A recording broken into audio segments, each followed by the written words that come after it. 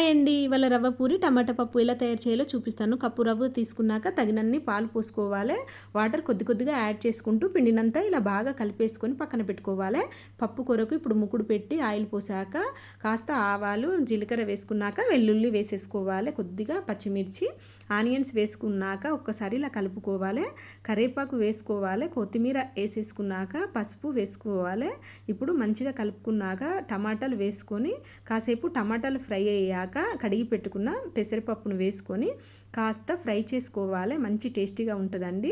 ఇప్పుడు water add చేసుకున్నాక ఉప్పు వేసుకొని ఇలా మంచిగా ఉడికించుకోవాలి.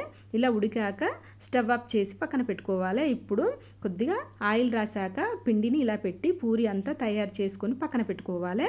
ముకుడు పెట్టి ఆయిల్ పోసాక ఆయిల్ బాగా వేడయ్యాక పూరిని ఇలా వేసేసుకొని ఒక్కసారి అటు ఇటు తిప్పి వేసుకోవాలి. మంచి గోల్డెన్ కలర్ వచ్చాక తీసుకోవాలి. చూసారు కదండి ఎంతో టేస్టీగా ఉండే రవ్వ పూరి టమాటా పప్పు కాంబినేషన్ చాలా బాగుంటుందండి. మా వీడియో నచ్చితే లైక్ చేయండి. Thank you.